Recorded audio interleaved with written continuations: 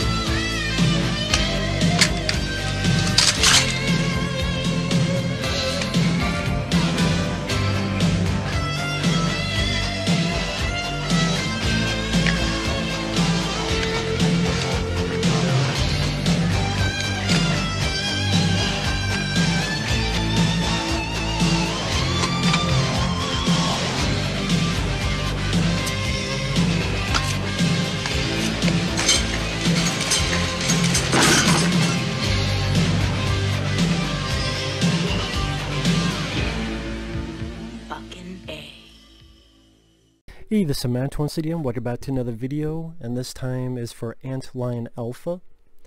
And again, if anyone's ever interested in requesting pretty much any type of video, whether it be, well, pretty much whatever, you do so by requesting directly via my PayPal or join my Patreon. If not, no worries, but if so, thank you. But AntLionAlpha wanted me to review a 2003 film called The Bone Snatcher. Now, this is a film I had seen the cover of back in the day of the video stores when it was released on DVD. I had heard of this film. I don't know if I had ever seen it. If I did, I probably forgot about it. And while I didn't love the film, it does have issues. I didn't mind it for what it was. It was for free. What I didn't mind was, number one, the locations, which is the desert of Africa with the white sands. I thought they looked really good. It was an interesting place to set up a monster movie, because that's what it is. And I thought the white sands looked vast and desolate, and I don't know, white sands just look cool to me. I mean, that sounds stupid and superficial, but they do. It's makes for a cool look for your characters to be a part of. And also the idea, because the setup of the story, Scott Bairstow, who has been in a couple stuff. I know he was in this film called Wild America back in the day. He was in others. I think he was a star of this Chris Carter TV show, Harsh Realm. I could be wrong on that. I could absolutely be wrong. I barely remember that. Anyway, he's a system analyst, and he is sent out to the deserts of Africa because these geologists looking for a diamond mine, they're on this expedition and they have disappeared. So Scott Bairstow has to figure out, well, what the hell's going on with this. So he goes out there and he joins with about 5 people. I think it was about 5 people. Yeah, 3 guys and 2 women. And all 6 of them go out. And they find some bodies, which are these clothes with skeletons. And it seems as if the bones have been gnawed on. Now, the idea of the film is that the creature are ants.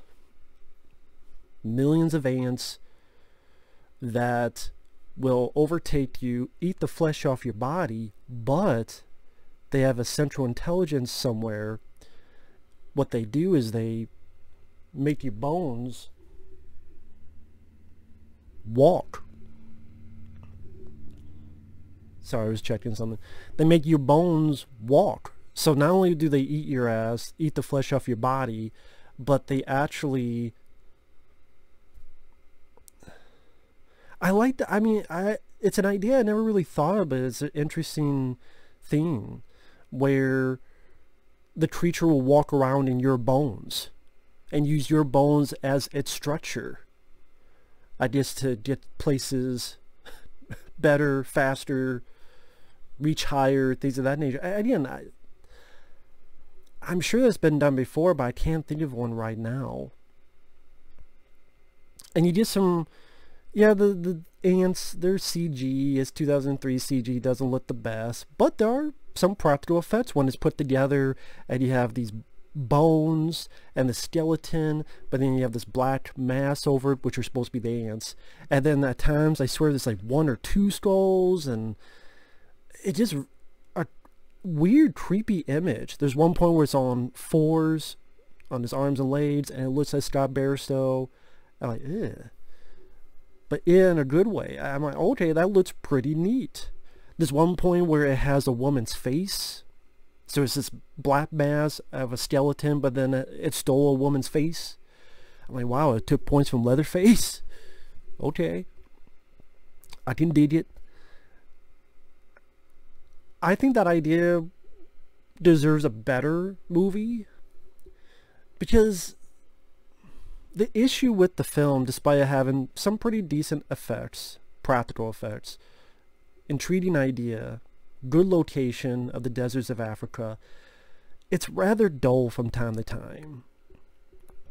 Either you needed a director that could really spruce it with some action and adrenaline, or you need a few more drafts of the script to make the characters a bit more dynamic. For example, if you looked at Tremors, those characters are dynamic and fun, entertaining dialogue. That's actually a re-review I'm doing because that's a request, Tremors. And that's how you could build up characters. Tremors is a perfect example of that. Here, Scott Bairstow, he's not bad, but there's really nothing to this systems analyst. I can't think of one trait of the character. I can't think of one dialogue he said that gave me a chuckle or a laugh or a piece to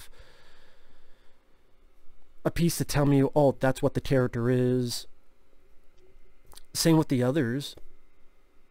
I mean, one guy is superstitious, rightfully so.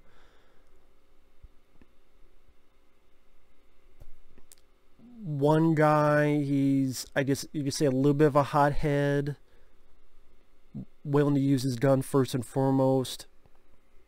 I'm really struggling to really say anything about the characters, and that doesn't help when there's a chunk of scenes where it's them bickering about bullshit, or they're just wandering the desert, interspersed with these dealings with the creatures, which is when the film does come alive. So all you can do is view the vast landscape of the white sands of Africa, at least where they shot it. And I can enjoy the scenery, but again, the acting, I don't think is bad. Sometimes the creature has a POV, which is this reddish haze, which I thought was kind of a cheap imitation of Predator. I don't know, just the reddish haze point of view shot, it just looked cheap. I would rather just not have it in there at all, to be honest. I mean, you could do, again, like Tremors, where instead of the POV that looks cheap, just have the sand ripple and the ants are under it going, and so you'd have the sand ripple. Kind of like in Tremors, you'd have the soil ripple or the floorboards topple or roll up, or I think there's better ways you could do it. Now, I don't know who this director is. I don't know what this director has gone on to do. But again, I think a few more passes to make the movie not as dull as it was, and that, or just be like a 45 minute part of a 2-part anthology. Maybe that could have been the case. Just be like 50 minutes long, and then, you know, cut out the fat. I actually don't mind the cover. It will steer you out of your skull. Jason Wolfsohn. I don't know what this guy's directed. And there's really not a whole lot to say about the film, because They go in the desert. Scott Bairstow sees the creature. I thought that, again, the effects looked fairly neat. I like the look of this creature. I like the idea behind this creature that uses your bones to walk around as its structure. There's a point where it's eating someone in a sleeping bag, and someone reaches in and they pull their arm out, and it's mostly eaten to the bone. That was a neat effect, but it doesn't really have a lot of gore either. I mean, I would say that's one of the only gory bits of the movie.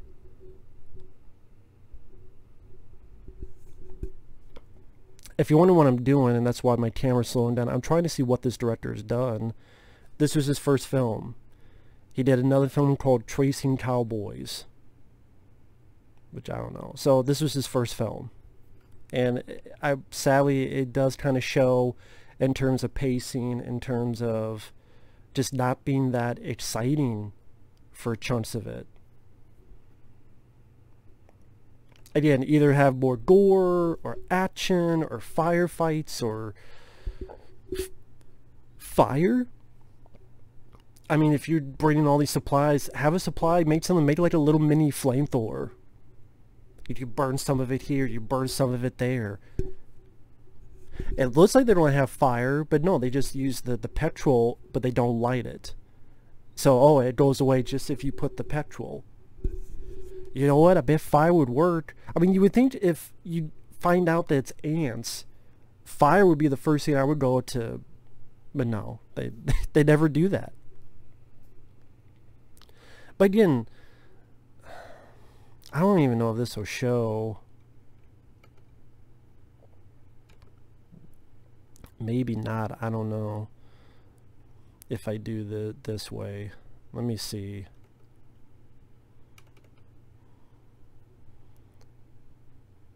Sorry, just trying to do something spur of the moment.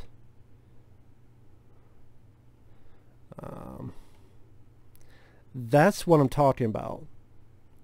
Like, that's the shot I'm talking about here, which I thought this looks really cool. See, it looks like you have a skull here and then a bigger skull.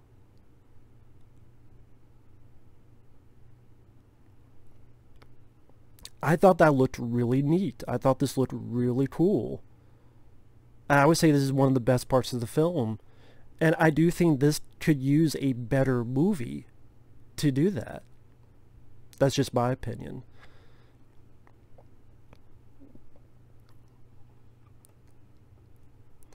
But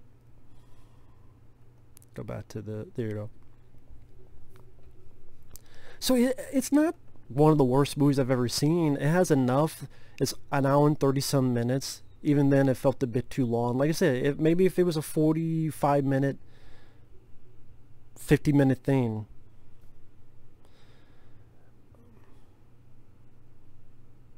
Spoiler alert, spoiler starting now. It gets down to 3 people. They get to this mine. One guy falls with the thing. There's an explosion, but I guess it didn't do much. The queen is this central intelligence brain, and it kind of looked... What the hell would I say even looked like? You ever played Dead Space? If you haven't, then you know, okay. But if you have, you know the things when you get to Dead Space when they go shoot up and you gotta throw something and it'll shoot something up and fall back and it kill itself? It looks kind of like that, like a little thing, and it's yellow. I thought it was rather kind of a letdown. Like, this is what I mean, I guess it's supposed to be a brain. I don't know what else it would look like, but it's like, that's what it looks like? And then Scott Bairstow just stabs it. I guess killed it. And then they leave. And then tries to have a sequel ending because Scott Bairstow is fine. The girl gets in a pickup. She's driving. And then in the back of the pickup is one of those brains. So it's another one. So I guess wherever that girl goes...